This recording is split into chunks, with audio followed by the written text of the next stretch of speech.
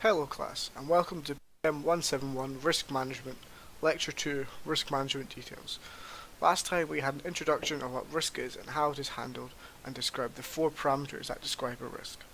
We looked at different types of uncertainty, explained why risk management is crucial, and what consequences poor risk management can have. In this lecture we will look at what tools and techniques exist that can be used in qualitative and quantitative analysis of risk management. We will also look at risk identification, risk response, and risk assessment. Taking these points into account, you can understand why risk management is a crucial first step of any project of any scope, as it can prevent a lot of headache and will increase the chance of a more successful project. Risk management follows a few steps: identify threats, prioritize and assess risks, respond, and iterate. Over the course of this lecture, we will go over each one of these steps to explain them further. The first step in the process is to find and identify the possible risks. These can range from trivial and inconsequential to critical and project defining. There are two main ways of finding the threats your project will face. The first is through human evaluation, and the second is by studying the documentation of similar past projects. Both of these methods will be talked about in further detail further on. The next step is to assess the risks, to order them by danger level, high, medium, and low, and prioritize the response to them afterwards. The response step is next. It is the process of developing strategic options to enhance opportunities and reduce threats to the project's objectives. Both these steps, assess and respond, will be talked about in greater detail later on. The last step is an often overlooked but crucial part of risk management. Risks never truly go away, they simply evolve. If something is done to mitigate a certain risk, another unforeseen risk might be discovered that could have catastrophic consequences. Keeping the risk involved in a project throughout the entirety of its lifetime is essential for the project's success. Iteration also allows for constant and regular checkups on crucial risks that should be prioritized. Approaches to measuring risk often involve gathering people's perceptions in the probability and impact of various risks. Using rankings and ratings, such as ratio charts, are common. These are generally made using the creator's own judgment, and thus it is expected that they have some level of expert experience. Risk analysis generally involves attempting to provide a mathematical model of the situation. This can be done in many ways via simulations, decision trees, sensitivity analysis, or PERT, for example. PERT stands for Project Evaluation Review Technique. It is a tool, shown here in the bottom right, used to calculate how long it is likely that a project will take to complete, making it easier to schedule team members accomplishing similar objectives. A PERT chart is sometimes preferred over the popular Gantt chart due to it clearly illustrating task dependencies. However, for more complex projects, PERT charts often become much more confusing. Risk identification is the process of determining risks that could potentially prevent the project from achieving its objectives. It includes documenting and communicating the concern. The objective of risk identification is the early and then continuous identification of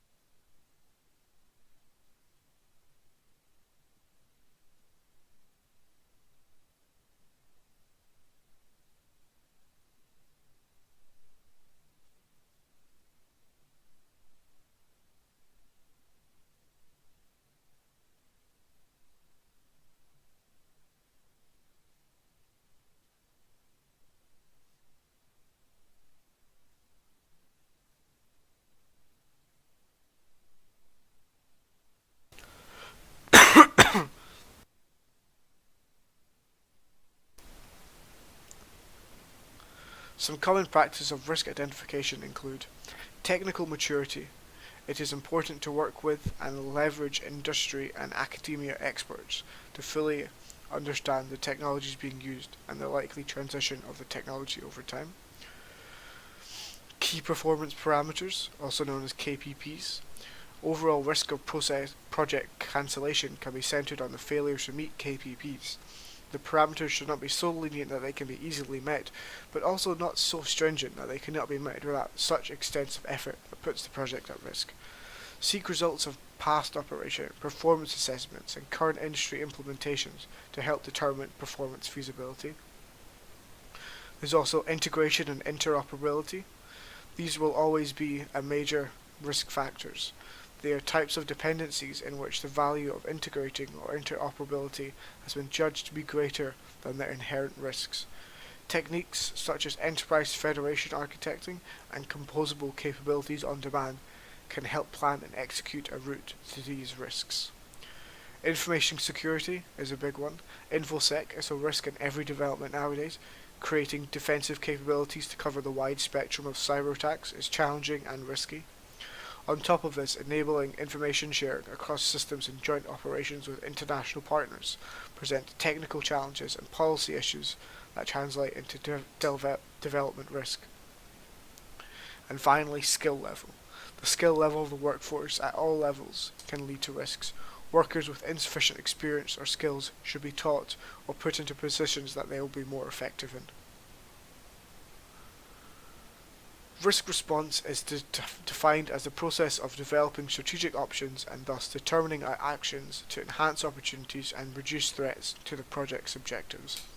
Team members are assigned to take responsibility for each risk response. This process ensures that each risk requiring a response has someone monitoring the responses, although the owner may delegate implementation of a response to someone else. Risk response can be split up into two main categories: threats and opportunities.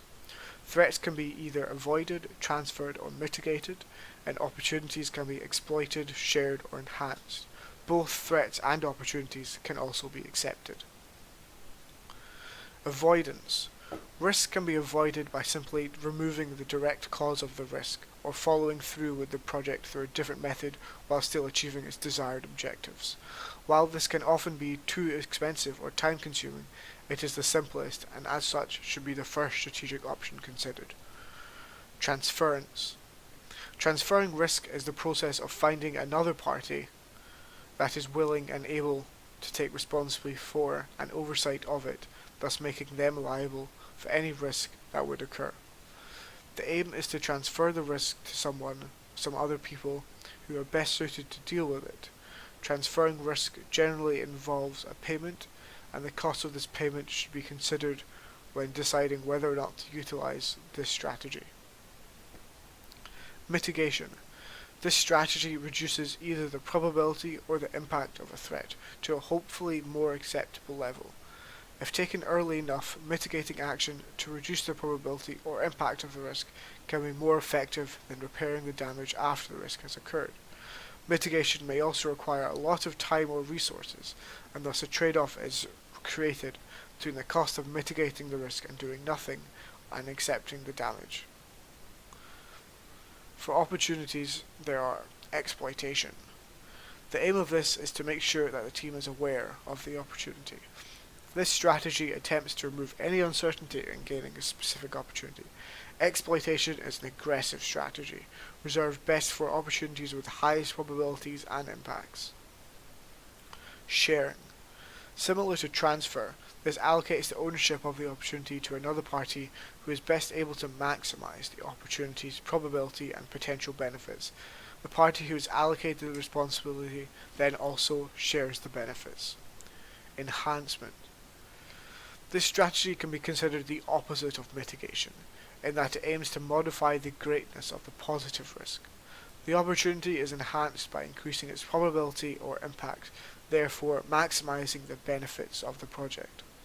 If the probability is increased to 100%, this is essentially an exploit strategy. The enhance and exploit risk response strategies seem similar because in both cases your intention is to realize the opportunity. However, there's a difference in the way of implementing them. The enhanced risk response strategy takes the situation leniently, while the exploit strategy takes it aggressively. Acceptance. This is the last option the project management team should consider. It is adopted when it is impossible or impractical to respond to the risk via any of the earlier strategies, or if the risk is not simply enough to warrant a response. If the team chooses to accept the risk, they may often choose to develop a contingency or workaround plan in case the risk does occur. Here are some examples of risk response. I have shown the business type, the risk possible, and the correct risk response here. Design. Inaccurate or incomplete info in a survey file could lead to rework of the design. Using mitigate, you can work the surveys to verify the files are accurate and perform additional surveys as needed. In construction, you may have hazardous materials encountered during construction that require an on-site storage area and costs to dispose of. For this, you would use accept to ensure storage space is available and the costs are there. Risk assessment. It is the determination of quantitative or qualitative estimate of risk related to a particular situation and a recognized threat. It is more people based on risks than the workers take rather than the project itself. Risk assessment requires calculations of two components of risk, the magnitude of the potential loss and the probability that the loss will occur. An acceptable risk is one that is understood and tolerated, usually because the cost or difficulty of implementing an effective countermeasure for the associated vulnerability exceeds the expectation of loss. There are 5 steps involved in risk assessment which are detailed below. 1. Identify hazards. 2. Decide who is in danger. 3. Assess risks and take action. 4. Record findings. And 5. Review risk assessment. Let's go through these steps one at a time. Step 1. Identify hazards. The project managers have a duty to assess the health and safety risks that are faced by the workers. Hazards can be categorized into physical, mental, chemical, or biological groups. For physical, there can be posture and lifting heavy materials, slipping, for example. For mental, long hours, excessive workloads, needy clients, or cliques that form.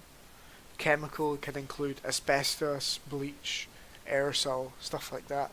And biological, things like infectious diseases and dirty needles. Step 2. Decide who may be harmed. After identifying who is at risk from the established hazards is the next step. The most obvious people are the organization's own workforce. Alongside them, it is also important to consider contracted staff, clients, visitors, and the general public in the vicinity. There must also be special considerations made towards the health and safety of the young, disabled, night workers, pregnant, or breastfeeding employees. Step 3. Assess the risks and take action. After this, it is time to consider how likely it is that each hazard will cause harm. This determines whether or not you should reduce the risk level and by what amount. Of course, even with precautions taken, there will always be some risk that remains. You must then decide how high the risk that remaining hazard level is. Step 4. Record findings. It is now required to make a written record of the risk assessment findings. This will include details of important hazards noted in the risk assessment and the action taken to reduce or remove risk. This record is very important as it is physical proof that the assessment has taken place and can be used as the basis for a post-project review of the working practices. Step 5. Review the risk assessment.